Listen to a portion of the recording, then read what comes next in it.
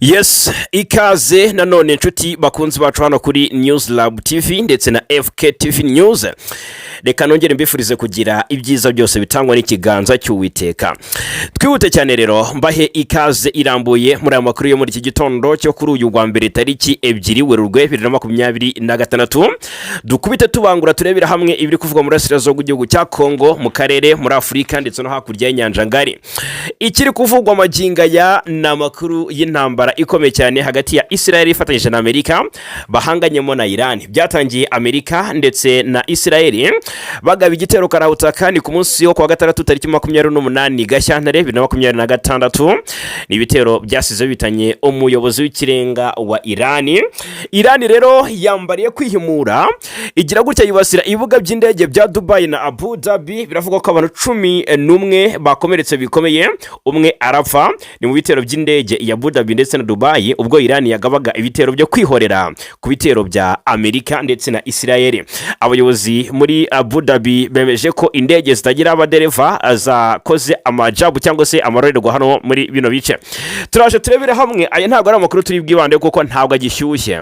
Ndaje mbabwire cyangwa se mbahishurire ko desha byararangiye ko umuyobozi w'ikirenga wa Iran Ayatollah Ali Khamenei yamaze gusiga ubuzima muri bitero bya Amerika ndetse na Israel, aho bivugwa neza ko abaturage ibihumbi b'abanya-Iran batangiye kunamira uyu muyobozi wabo w'ikirenga warumaze imyaka na nyagateke abayoboye. Icyo nza kuba ntindaho muri aya makuru ni uburyo uyu muyobozi Ayatollah Ali Khamenei yishwe. Ni mu ibanga rikomeye, ni mu buryo mu by'ukuri bw'ubuhanga budasanzwe.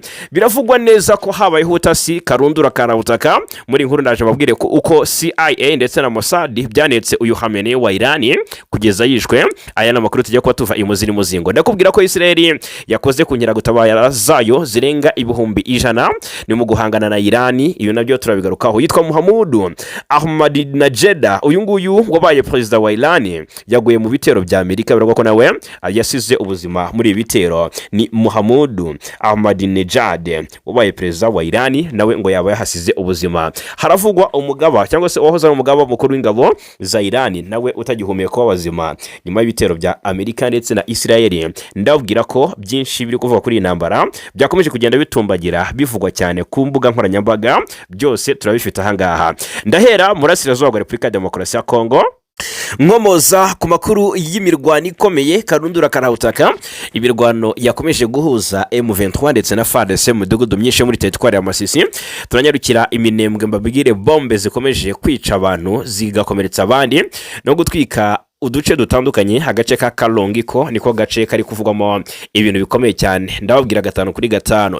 Hanyuma rero ndababwira ibiri kuvugwa ku makuru aturuka mu mujyi wa Goma, aho umunyeshuri wari warabuze yasanzwe mu Kivu yishwe. Ese yishwe nande? Turabikomozaho. Hanyuma ariko ndakomoza cyangwa se ndavuga ku biri gutangazwa na bamwe mu karere k'ibiyaga bigari ku rufu rwa Wilingoma rwemejwe na M23. Yitwa Sylvain Kenge, General Major Sylvain Kenge wari umuvugizi w'igisirikare cya Kongo FARDC, akaza gukurwa kuri uyu mwanya ku mpamvu y'imbwirwaruhame zibasira abanyekongo mu bwoko bw'abatutsi. Uyu nguyu rero yarazwe muri ICC kubera amagambo ye yibasira abatutsi. Turaje tubive imuzini muzingo. Ingabo za leta ya Kongo zasinduye hafi ya Rubaya, zatwitse inzu z'abaturage. Turabikomozaho.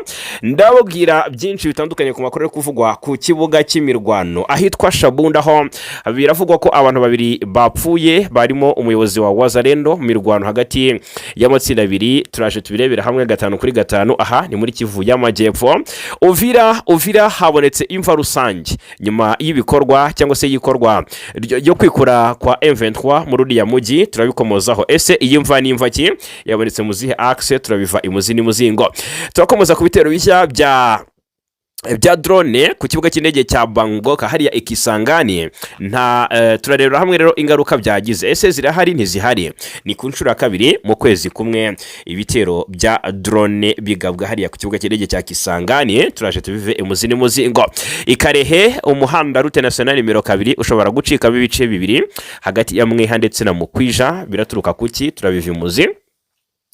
hanyuma rero turakomoza kuri byinshi bigiye bitandukanye, turanyarukira mu bice bya Nyabyondo, turebera hamwe ko situation imeze, tunyarukire pinga ya Warikare naho muri axe za Kibati, turebere hamwe uko situation imeze, tubive imuzini muzingo. Muratwihanganira ku kibazo cy'uburwayi aho agakorora kaza kutubangamira, twihangane, ariko kandi amakuru agezweho yo tugomba kuba tuyasangira muri iki gitondo. Ubwo rero nyamira mbere yuko kandi ujya mu kazi kawe ubanza umenye iby'aya makuru yuko mu by'ukuri itsinda ririmo generali de brigade n'umuvugizi w'igisirikare cy'u Rwanda Ronald Rwivanga ryerekeje muri Ethiopia. Ndabwira ibyo ruzinduko, ndabwira ibyatangajwe na Minisitiri Nduhungirehe yasabye abanyarwanda gusigasira umutekano. Turashe tubive imuzini muzingo. Muri Uganda Perezida Museveni yishongora cyane, yerekanye uburyo ngo yubatse ubutunzi bagenzi be bahugiye mu nkumi. Turabigarukaho. Turanyarukira mu gihugu cya Kenya, umudepite yaguye mu mpanuka y'indege, turabikomozaho. Uyu ninde? Kenya itashyemo indi nkurumbi. Turaje tubive imuzini muzingo. Turanyarukira nyine makuru y'intambara ya Amerika na Israel bafatanyije bahanganyemo na Iran, turebera hamwe ibiri kuvugwa maginga ya gatanu kuri gatanu. Rero nongeye kuba ikaze, reka kandi mbibutse ko byoroshye cyane gukomeza kubana natwe hano kuri News Lab TV ndetse na FK TV News. Mbibutse ko aya ari nayo mahitamo yanyu meza.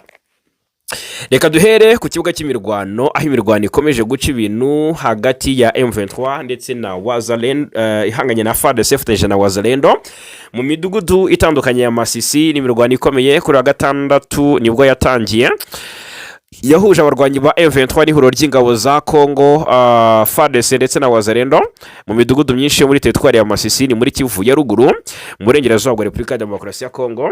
Nkuko amakuru menshi abivuga, imirwano yari yageze n'ahitwa yiganje cyane ahitwa Ndete. Ndete ni mu gace ka Muhanga muri groupement ya Boabo. Ahangaha indi mirwano kandi ikavugwa ahitwa Mashaki, ni muri groupement ya Nyamaboko ya mbere, n'ahitwa Rukore muri groupement ya Banyungu. Hanyuma amakuru akavuga ko agace ubwo ni amakuru ava muri utu duce nyine turi mu mirwano, yageze ku kinyamakuru dukesha inkuru cyitwa Media Congo. Avuga ko ngo guhera saa 11 z'igitondo ku munsi w'ejo bumvikanye urusaku rw'intwaro ziremereye n'izoroheje muri imidugudu itatu yo mu mirenge wa Oso Banyungu.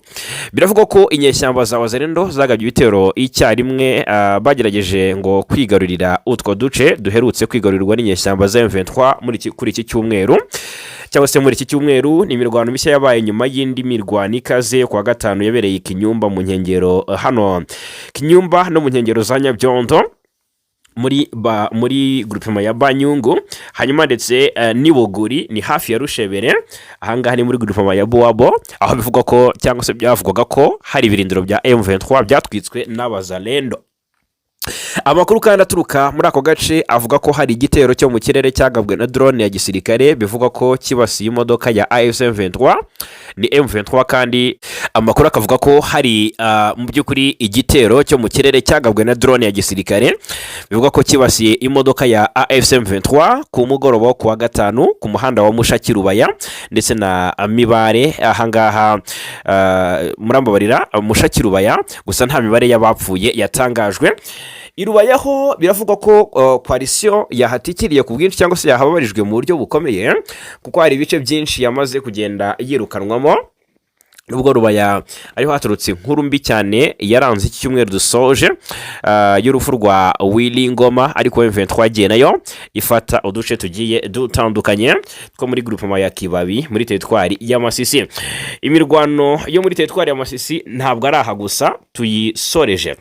Ahitwa Nyabyondo havugwaga imirwano ndetse ikomeye cyane, imirwano karundura karawutaka yaje kurikira igitero cya drone cyahitanye mu by'ukuri abaturage, bivuga ko bagera kuri 3, gikomeretsa abandi bagera kuri 30.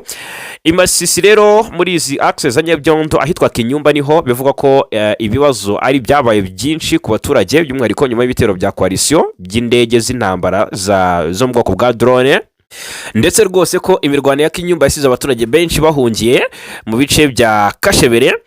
Bikavuga ko Kinyumba ubundi iyi Kinyumba ni agace kari nko muri mu birometero nk'icumi ni mu majyaruguru ya Nyabyondo ku muhanda ujya Pinga. Biravuga ko rero ngo abaturage benshi bahunze, hari abakomeretse, abahitanywe n'ibi bitero biho ntabwo baramenyekana. Imirwano muri Warikare yakomeje guca ibintu kuva kwa gatandatu. Ingabo za Kongo zishyigikiye na Wazalendo ahitwa Kibati zarwanye na M23. Haba imirwano y'injyana muntu, impande zombi ziresurana. Ni imirwano yabera hano Kibati muri groupement ya Ruberike. Aha ngaha rero ni muri teritwari ya Warikare. Bigatangazwa n'inzego z'umutekano n'ubuyobozi bw'ibanze. Ingabo za leta ya Kongo nizo zatangije igitero zigamije kwisubiza uduce twa Kibati tumaze hafi umwaka turi mu maboko y'inyeshyamba za M23. Amakuru aturuka mu baturage rero muri ako gace avuga ko humvikanye urusaku rw'intwaro ziremereye n'izoroheje mu gace k'imirwano kuva mu masaha y'igitondo cyo kuwa gatandatu. Ingendo hagati ya Mungazi na Kashebere zarahagaritswe. Abagenzi n'abamotari baturukaga Warikare bajya Goma bafungiwe mu nzira ahangaha Mungazi, naho abaturutse Igoma berekeza Warikare nabo bagiraga bahagamaga ahangaha za Kashebere. Ari no bivuga ko abaturage bagizwe ingaruka n'intambara ya Nyabyondo bakomeje kugenda bahungira. Birakomeye cyane mu by'ukuri kijyanye n'agahenge cyo ni umugani nta wavuga ko agahenge wagira ngo ntacyo kavuzweho. Buri ruhande rukurenga ku gahenge mu buryo budasanzwe. Hanyuma Ikarehe umuhanda route nationale nimero 2 ushobora gucikamo ibice hagati ya Mweha ndetse na Mukwija. Urugendo ruza rwaragoranye cyane ku gice cy'ingenzi cy'umuhanda wa leta nimero 2 route nationale nimero 2 uhuza intara Kivu y'Amajyaruguru na Kivu y'Amajyepfo unyuze mu karere ka Karehe, aho igice cya Mweha Mukwija giherereye mu gace ka Mbinga Nord cyarangiritse cyane bikomeye, bitera impungenge umuryango mushya w'abagize societe civile muri Congo NS nkuko abitwa ko babikurikiranira ku rwego rwaho hantu babitangaza ngo ibinogo byuzuyemo ibyondo byiyongereye ku buryo byabangamiye cyane n'urujya n'uruza, ngo hakaba hari n'ikibazo cy'umutekano bitewe n'ibikorwa bidahwitse bikorwa n'abagize umutwe wa Wazalendo. Sud Kivu amabombe karundura karawutaka akomeje kuvuza ubuhuha kuva ku cyumweru. Ku munsi w'ejo ni nyuma y'uko ku wa gatandatu nabwo tariki 28 Gashyantare mu masaha saa 12 n'igice z'umugoroba ihuriro ry'ingabo z'ubutegetsi bwa Kinshasa zitwitse umudugudu wa Kalongi ni mu karere ka Minembwe zikoresheje drone. Itangazo ryashyizwe ahagaragara na M23 rivuga ko no kuri iki cyumweru rero tariki ya 1 Werurwe 2026 kuva mu gitondo izo ngabo zakomeje gutera ibisasu zitarobanura mu bice bituwe cyane bya Karingi hakoreshejwe drone z'ubwiyahuzi. Iri tangazo rero rikomeza rivuga ko ku isaha ya saa moya z'igitondo ku cyumweru abagize ihuriro ry'ingabo za leta ya Kongo cyane cyane FARDC, FDNB, FDLR ndetse n'abacancuro hamwe n'inyeshyamba za Wazalendo ngo bagabye igitero ku bantu babo ahitwa ngo ni Kakenke no mu karere byegeranye. Hanyuma kubera ibi bitero rero bikomeje, M23 iramenyesha abantu abatuye cyane cyane abaturage ba Kongo ko ingabo zayo zikomeje kuba maso byimazeyo kandi ko ziteguye kurengera no kurinda abaturage b'abasivile bazira intambara yatewe n'ubutegetsi butemewe n'amategeko bwa Kinshasa bwahisemo iterabwoba kurusha amahoro. Aha rero ni mu bice bya Kivu y'Amajyepfo tukinariyo. Reka duhite dukubita tubangura twerekeze ahitwa mu by'ukuri muri axe za Uvira.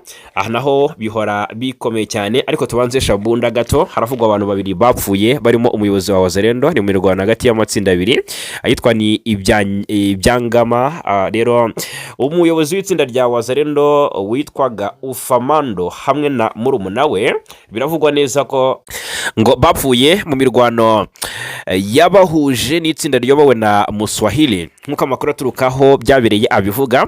Iyo mirwano yabereye mu gace ka Bamukuba Sud mudugudu wa Byangama aho abarwanyi ba Ufamando mu by'ukuri ndetse na murumuna we Constante ngo bagabye igitero ku barwanyi ba Muswahili.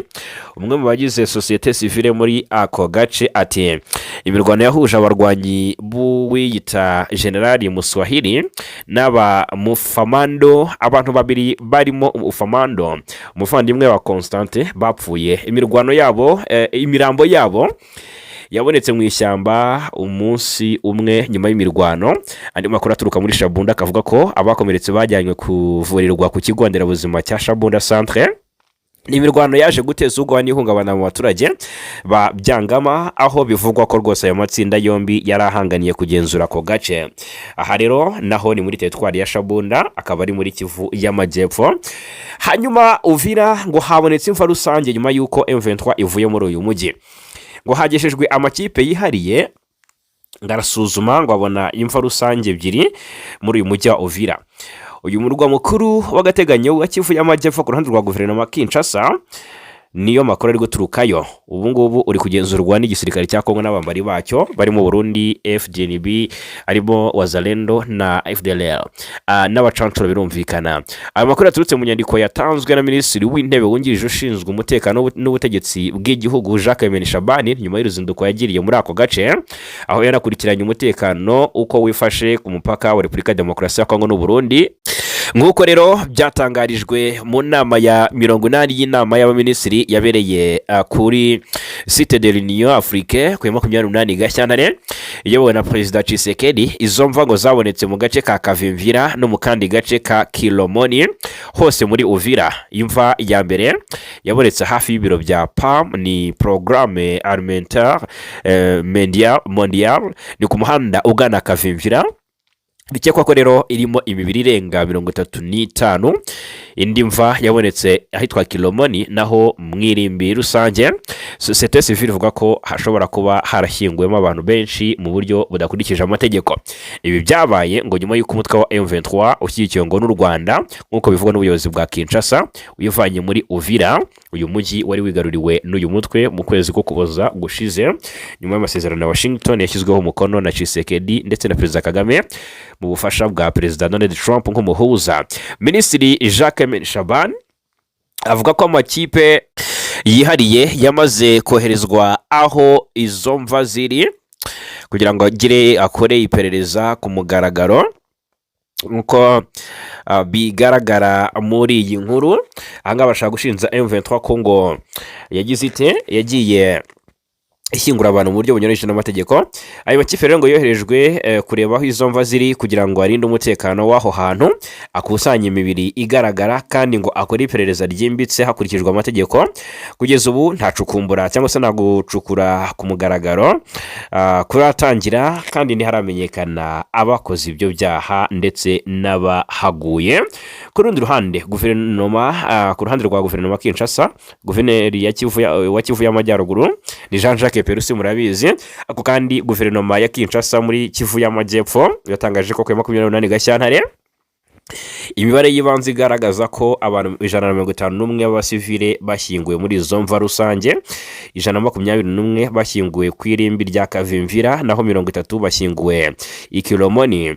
Iyo guverinoma rero kandi ivuga ko ubwo ubwicanyi bwabaye mbere gato yuko ku itariki 18 Mutarama uyu mwaka M23 n'ingabo guverinoma ya Kongo ivuga ko ari z'u Rwanda RDF ziva muri uwo mujyi ku gahato. Ivuga ko ubwinshi n'imiterere by'ubu bwicanyi bigize ibyaha by'intambara hakurikijwe ingingo ya 8 y'amategeko ya Roma ashyiraho urukiko mpuzamahanga mpanabyaha ICC, kandi bishobora no kwitwa ibyaha byibasiye inyokomuntu biri mu bwicanyi ndetse n'ikorwa ry'itsembabwoko nk'uko biteganywa n'ingingo ya 7 y'ayo mategeko. Uvira ni umujyi w'ingenzi cyane mu rwego rw'umutekano muri Kivu y'Epfo. Kuba rero warigeze kugenzurwa na M23 byari byongereye imbaraga z'uyu mutwe muri Kivu y'Amajyaruguru na Kivu y'Amajyepfo nyuma y'igitutu cyashyizwe kuri Kigali na Leta Zunze Ubumwe za Amerika. Uyu mutwe twaje intwaro rero uyu mutwe waje kwivana muri uyu mujyi. Ubuyobozi bwa Kivu y'Epfo rero bukavuga ko ibikorwa by'ubwicanyi bisaba iperereza ryimbitse ku rwego mpuzamahanga harebwa niba byaba bihabanye n'amasezerano yo mwaka w'1948 yerekeye gukumira no guhana icyaha cya jenoside. Ikindi twavuga rero reka tunyarukire mu ntara ya Chopo Ikisangani mu ntara ya Chopo haravuga ibitero bishya bya drone ku kibuga cy'indege cya Kisangani. Bakavuga ko ariko kandi cyiza cyabyo nuko ntacyo byahitanye. Kuri iki cyumweru ngo habaho ibitero bishya bya drone byibasiye ikibuga cy'indege mpuzamahanga cya Kisangani Bangboka giherereye mu ntara ya Chopo ni muri Kivu ni muri mu majyaruguru y'Uburasirazuba bwa Kongo. Amakuru atangwa n'inzego z'ibanze n'ubuyobozi bw'intara baravuga ko rwose ngo nta muntu wahasize ubuzima cyangwa ngo akomereke nk'uko amakuru mu by'ukuri ahuriza hamwe cyangwa se abatangazamakuru babivuga babihuriyeho. Bivuga ko ibi bitero ngo ntacyo byangije, nta muntu wasize ubuzima, nta n'uwakomeretse. Hanyuma ngo igitero cya mbere cyaburijwemo ahagana amasaha 9 z'amanywa kuri iki cyumweru. Izindi drone 3 z'iterabwoba zizwi nka kamikaze ngo zahagaritswe mu by'ukuri ngo hagati ya saa 11 na saa 1 z'umugoroba kuri iki cyumweru ngo bikozwe n'ingabo zishinzwe umutekano ku kibuga cy'indege.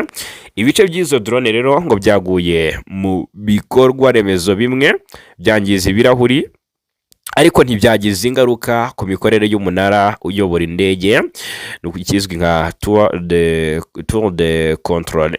Kugeza ubu nta muntu wahitanywe n'ibi bitero, aho guverinoma y'intara ya Chopo yemeje ko ku mugoroba wo ku cyumweru drone zose uko zarenye zahagaritswe. Umwe muri bo waguye hasi mu by'ukuri mu gihe indege ya CAA yari yatangije cyangwa se yatangaje ko igiye kugwa ku kibuga cy'indege cya Kisangani. Nk'uko ayo makuru abyemeza, bamwe mu baturage batuye hafi y'ikibuga cy'indege bavuga ko mu by'ukuri bavuye mu ngo zabo by'igihe gito mu rwego rwo kwirinda ko byagira ingaruka. Guverineri wa Chopo yashinje umutwe wa M23 n'u Rwanda kuba inyuma y'ibi bitero. Uyu mutwe kandi wa M23 wari wemeye ko ari wagabye ibitero bya drone ku kibuga cy'indege cya Bangboka mu mpera za Mutarama ku itariki 31 Mutarama ishyiri ya mbere Gashyantare, aho ubuyobozi bw'intara bwari bwashinje inyeshyamba kwibasira ikibuga cy'indege mbere y'uko ingabo za leta zitangaza ko zigaruriye neza umutekano. Ikigo cy'abanyekongo gikora ubushakashatsi cyitwa Ebuteli cyatangaje ko ingabo za Kongo zikoresha drone zo muri Turukiya zo mu bwoko bwa AI Anka ndetse n'izo mu Bushinwa zo mu bwoko bwa CH-4 nk'uko aya makuru abyemeza. Ibitero byibasiye ikibuga cy'indege cya Kisangani rero byaba byarakoreshejwe drone zo muri Turukiya zo mu bwoko bwa Baikal Yiha-3 kandi M23 nayo yaba yarakoresheje drone zo muri Estonia zo mu bwoko bwa Thread system. Byongeye kandi ku ya 24 Gashyantare Wiringoma hamwe n'abandi bagize umutwe w'inyeshyamba bakomerekejwe n'ibitero bya drone, aho Wiringoma yarahasize n'ubuzima n'abandi bagera kuri 19 uko bivugwa baguye hari muri teritwari ya Masisi, akaba ari muri Kivu y'Amajyaruguru. Tugaruke gato rero mbabwire amakuru ni mabi, n'amakuru mabi aturuka Igoma. Muratwihanganire ku kibazo cy'uburwayi, ntabwo tumeze neza, ngira ngo murabyumva no mwijwi. Ahigoma rero nkuko amakuru abivuga, witwa Kayembe wa Mukendi Dieudonné ni umunyeshuri wo mu ishuri rya 54e mu gace ka Mugunga muri komine ya Karisimbi mu Burengerazuba bwa Goma, ngo basanze yapfuye ku gicamunsi cyo kuwa 6 tariki 28 Gashyantare mu gace ka Keshero ku nkombe z'ikiyaga cya Kivu, abantu bakunze kwita ahazwi nka Bosco Lake. Hanyuma rero nkuko bivugwa, amashusho yagiye hagaragara ku mbuga nkoranyambaga yerekana umurambo w'umwana w'ingimbi ureremba mu kiyaga yambaye imyenda y'ishuri, inkweto bakunze kwita catch zera ndetse n'umupira w'ishuri, ari nabyo byatumye bamumenya. Amakuru dukesha ahantu henshi avuga ko umurambo wagaragayeho ibimenyetso by'icarubozo byerekana ko nyakwigendera ashobora kuba yariciwe ahandi mbere yo kujugunywaho nk'uko actualité ibivuga. Nk'uko amakuru aturuka mu muryango we abitangaza, umusore Dieudonné utuye mu gace ka Virunga muri komine ya Karisimbi yavuye mu rugo kuwa 3 tariki 25 Gashyantare agiye ku ishuri, ariko kuva icyo gihe ntiyari yagatashye. Umuryango we wasohoye amatangazo menshi yo kumushakisha, ariko ntibyagira icyo bitanga kugeza kuwa 6 ubwo yabonekaga yarishiwe hariya muri uriya mujyi wa Goma. Hanyuma indi nkuru twavuga yitwa General Major Sylvain Kenge Bamusa. Uyu nguyu yari umuvugizi w'igisirikare cya Repubulika Iharanira Demokarasi ya Kongo, aza gukurwa kuri izi nshingano kubera imvugo z'urwango rwibasira abatutsi, imvugo zibasira abatutsi bo mu burasirazuba bwa Kongo. Aka kanya rero ibyo ntabwo byagarukiye ku kwamburwa inshingano gusa, ahubwo noneho imiryango y'abanyekongo mu bwoko bw'abatutsi yaramureze uyu wahoze ari umuvugizi w'ingabo za Kongo General Major Sylvain Kenge. Abatutsi rero bamureze mu rukiko mpuzamahanga mpanabyaha ICC rurira mu Buholandi kugira ngo azaryozwe amagambo ye yibasira abatutsi. Umunyamategeko wunganira abanyakongo yitwa Benamenya yagisheje iki kirego ku bushinjacyaha bwa ICC tariki ya 17 Gashyantare uyu mwaka, agaragaza ko amagambo ya Kenge ashobora guteza abo mu bwoko bw'abatutsi ibibazo bikomeye. Mu Kuboza mwaka ushize Kenge yagiye kuri televiziyo na radio by'igihugu RTNC avuga ko abanyekongo b'abatutsikazi batabyarana nabo badahuje ubwoko, asaba abagabo kwitondera gushakana nabo. Aya magambo rero yamaganywe bikomeye, ahagarikwa by'agateganyo ku mwanya w'umuvugizi w'ingabo za Kongo. Maître Menya rero yagaragaje ko Kenge yareganywe n'abandi bantu bo muri Kongo bamaze igihe bibasira bo mu bwoko bw'abatutsi, usanga bo baba banashyigikiwe nawe mu butegetsi nk'umuvugizi wa guverinoma y'iki gihugu Patrick Muyaya. Uyu munyamategeko rero yasobanuye ko biba bigoye ko leta ya Kongo yahana aba bantu kuko ibashyigikira ku mugaragaro nyamara ifite amategeko yakabaye abahana. Asobanura ko bamwe muri bo bagiye bakirwa na perezida w'iki gihugu Felix Antoine Kisekedi. Maître Menya rero yatangaje ko mu mwaka 2020 nabwo imiryango y'abanyekongo yatanze ikirego muri Kongo igaragaza uburyo imvugo z'urwango zikomeje gukwirakwira, ariko ko iki kibazo kitigeze gikurikiranwa kandi icyari cyaragaragarijwe ibimenyetso. Mu ibaruwa yandikiye ubushinjacyaha bwa ICC, Maître Menya yibukije ko ikirego cyo mu mwaka 2020 kitigeze gikurikiranwa. Iyo ubushinjacyaha rero bwa ICC bushyikirijwe ikirego buragisuzuma bwabona gifite ishingiro hashingiye ku bimenyetso byatanzwe, bukaba bwategura dosiye kugira ngo nabwo bukigeze mu rukiko. Ibyo nibyo rero byashobora gukora. Hanyuma rero mu by'ukuri reka noneho dukomoze no ku yandi makuru agiye atandukanye. Ariko mu bice bya Rubaya ingabo za Kongo FARDC ngo zarakubiswe, zirangije gukubitwa zitwika inzu z'abaturage nko mu gace kitwa nka Kawere. Aha Kawere ni agace gaherereye muri sheferi ya Bahunde muri teritwari ya Masisi, ubaze ni nka kilometero 10 uvuye muri Rubaya, igice gikungaye ku mabuye y'agaciro ya Korota. Ku ya 26 Gashyantare nejo bundi ku munsi wo kuwa kane ni kuwa kane M23 yakuye ingabo za Kongo n'imitwe ya Wazalendo muri Kawere ifata mpiri bamwe mu barwanyi bitavuzwe umubare ariko ni benshi abakorana rwa leta bageragezaga guhunga. Umuvugizi wa M23 Harorence Kanyuka yatangaje ko ubwo abasirikare cyangwa se abarwanyi bo ku ruhande rwa leta bahungaga ngo baramwaye batwika inzu nyinshi z'abaturage zigamije izi ngabo zatwitse inzu nyinshi z'abaturage ngo zigamije kubatera ubwoba no kubabuza ibyishimo cyangwa se kubababaza. Hanyuma Lawrence Kanyuka yabikomojeho rero ku munsi w'ejo avuga ati mbere yuko bava muri Kawere muri Masisi ahagana saa 9 z'umugoroba ku itariki 26 ubwo byari kwa gatatu, ati mucyo bita mu buryo butari bwo reprise strategique ihuro ry'ingabo za leta ya Kinshasa ryatwitse ku bwinshi inzu z'abaturage n'imitungo y'abasivile bibatera ubwoba ndetse n'ububabare. M23 yasobanuye ko abafashwe mpiri bavuze ko abayobozi babo barimo witwa Mutayomba aribo batanze amabwiriza yo gutwika umudugudu wose, ibishimangira ko iki gikorwa cy'ubugizi bwa nabi cyari cyateguye. Ibice bikikije Rubaya bikaba bimaze iminsi biberamo imirwano ikomeye, niho havuye urupfu rwa Colonel Wilingoma. Ngira ngo byose twatangiye tubibagezaho 5 kuri 5. Akaba ari namwe mu makuru yaranze iki cyumweru dusoje twagiye twibandaho. Hanyuma reka noneho turebera hamwe andari kuvugwa mu bice bitandukanye, cyangwa se tugaruke no mu Rwanda gato. Mu Rwanda reka mabwire ko itsinda riyobowe na General Rwivanga ryerekeje muri Ethiopia ni kuri wa gatandatu ushize. Itsinda riyobowe na Brigadier General Donald Rwivanga, umuvugizi w'ingabo z'u Rwanda uhagarariye Minisiteri y'ingabo z'u Rwanda riri mu gihugu cya Ethiopia, aho bagiye kwitabira ibirori byo kwizihiza ku nshuro y'130 intsinzi ya Adwa no gusura ku mugaragaro inzu ndangamurage y'ingabo ya Ethiopia, urwibutso rw'intsinzi ya Adwa, ikigo cya Ethiopia gishinzwe ubwenge buhangano AI, inzu ndangamurage ya siyansi ndetse n'ibindi. Iri tsinda kandi ririmo Colonel David Sangani uhagarariye inyungu za gisirikare z'u Rwanda mu bihugu bya Ethiopia na Djibouti, ndetse na ECA Lieutenant Colonel Gaspar Harimana, umuvugizi mukuru ushinzwe umuyobozi mukuru ushinzwe ikoranabuhanga muri Minisiteri y'Ingabo, na Majoro Emmanuel Murenzi, umuyobozi w'ishami rishinzwe urububiko bw'amateka ya gisirikare. Mu gitondo cyo ku cyumweru iri tsinda ryitabiriye inama ya kabiri ya y'abaminisitiri b'ingabo muri Afurika ifite insanganyamatsiko igira iti ahatambutse heza ahazaza hashimishije, aho minisitiri w'ingabo w'igihugu cya Ethiopia yakiriye iyi nama.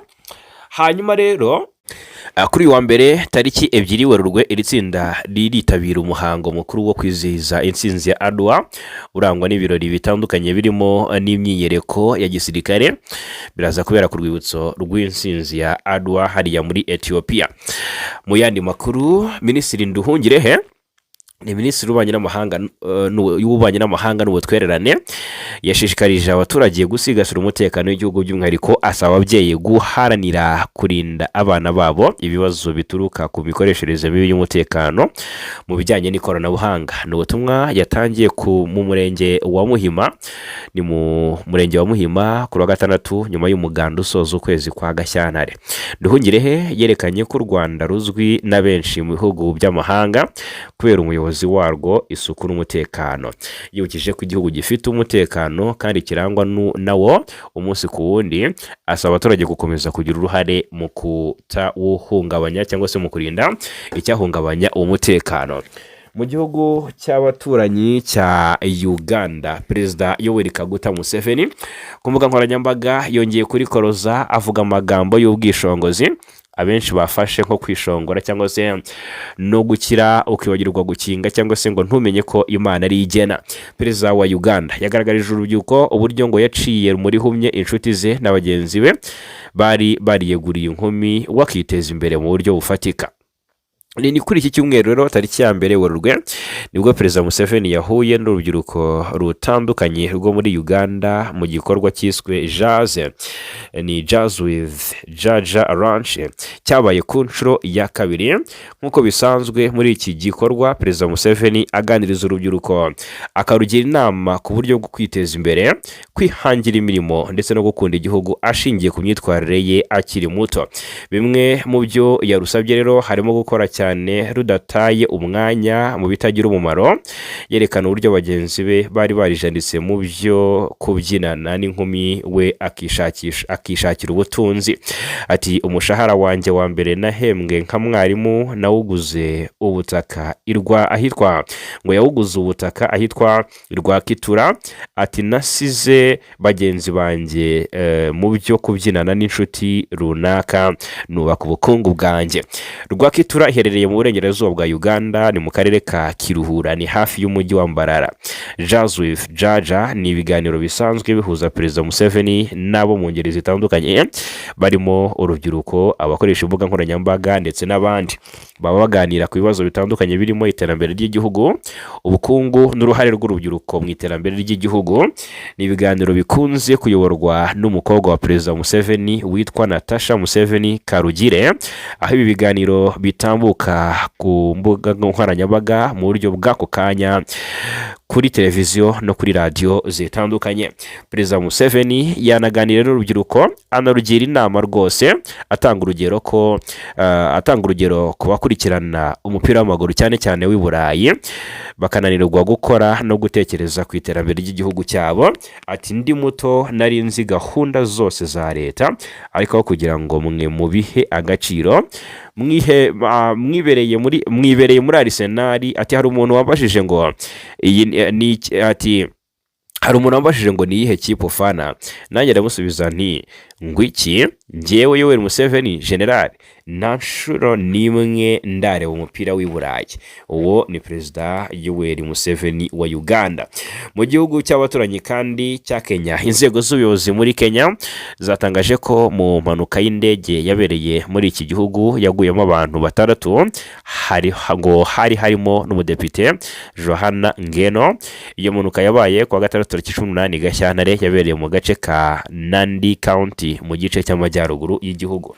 Ntabwo icyateye impanuka kiramenyekana nk'uko umuyobozi wa polisi muri Nandi County yabitangaje. Umuyobozi wa polisi muri Nandi County yitwa Samuel Mukusi yabwiye televiziyo yo muri Kenya ya Citizen TV ko umudepite, umupilote n'abandi bane bahasize ubuzima cyangwa se bahise bapfa. Perezida wa Kenya William Ruto nawe yemeje ko iyo mpanuka yaguyemo Johana Ngeno ndetse yihanganisha imiryango n'inshuti z'abayiguyemo. Ati ibitekerezo byacu n'amasengesho yacu ari kumwe n'umuryango we, inshuti ze n'abantu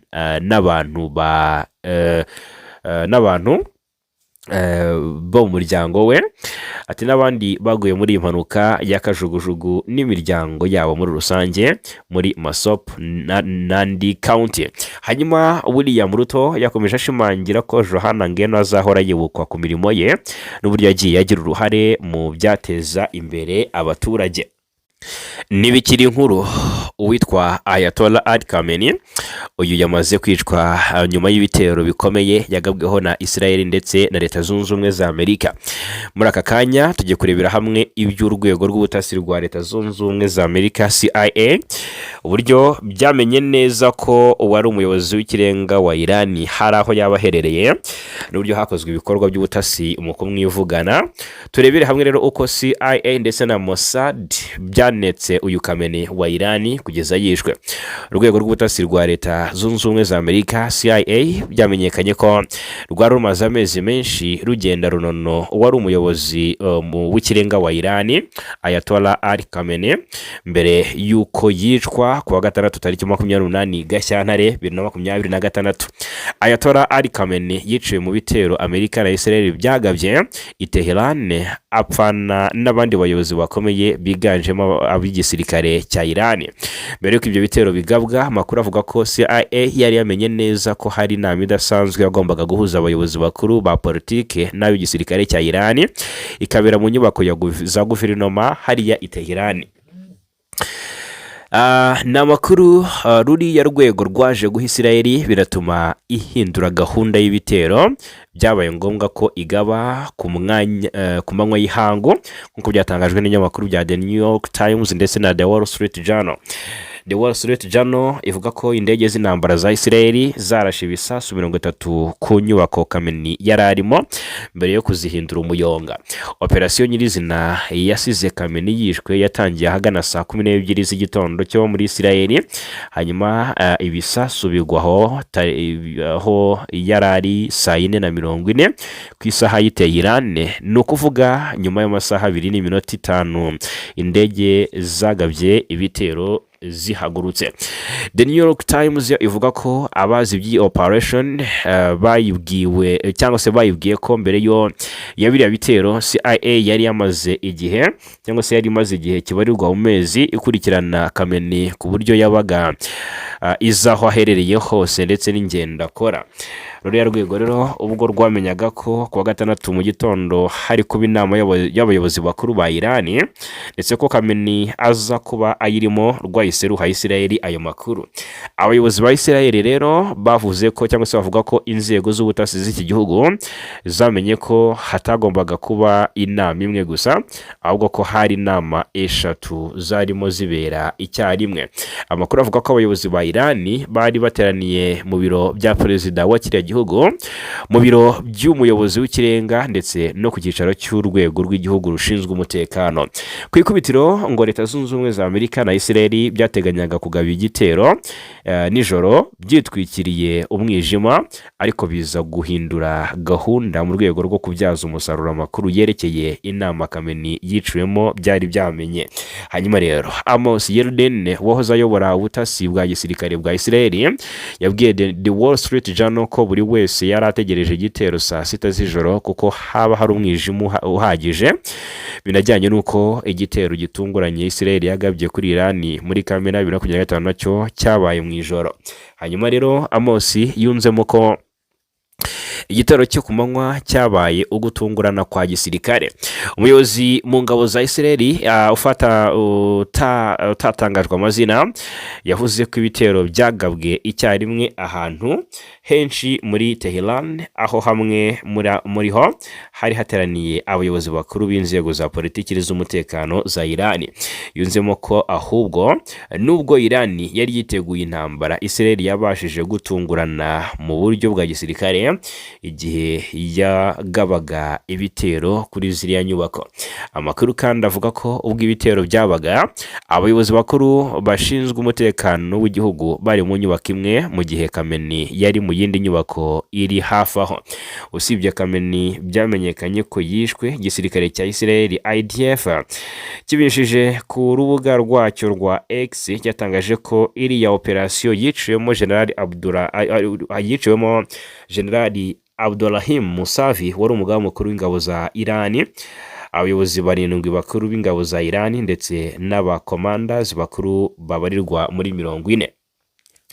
Mu byamenyekanye ko bishwe harimo Royal Admiral Ali Shamkhani wayoboraga inama nkuru ya gisirikare, akanamujyanama mukuru wa Kameni mu by'umutekano, na Major General Mohammed Pakpol wari ukuriye ishami ry'ingabo za Iran ryitwa Revolutionary Guard Corps. Hanyuma abandi muri bavugwa ko bishwe ni Amir Nasrizadeh wari minisitiri w'ingabo, hari Sayed Majid Musavi wari umugaba mukuru w'ingabo zirwanira mu kirere, ndetse na Muhammad Shirazi wari umukuru w'ubutasi wungirije. Hanyuma ikindi twavuga kuri intambara ya Israel na Iran, nagira ngo mbabwire ko Israel yakaniye, iravuze iti reka dufate ubwo byatangajwe n'igisirikare cya Israel n'umwanzuro cyafashe IDF cyangwa se Israel Defense Force. Igisirikare cyatangaje ko rero ngo kigiye noneho guhamagaza inkeragutabara z'iki gihugu zirenga 100,000 nk'uburyo bwo guhangana na Iran byuzuye. Ni ukuvuga ngo Iran nubwo yagize gutya ikagaba igitero cyo kwihimura cyagize ingaruka ku bibuga by'indege nka Abu Dhabi, ariko Israel ngigiye kuvuguta umuti yitwaje noneho inkeragutabara zigera ku 100,000.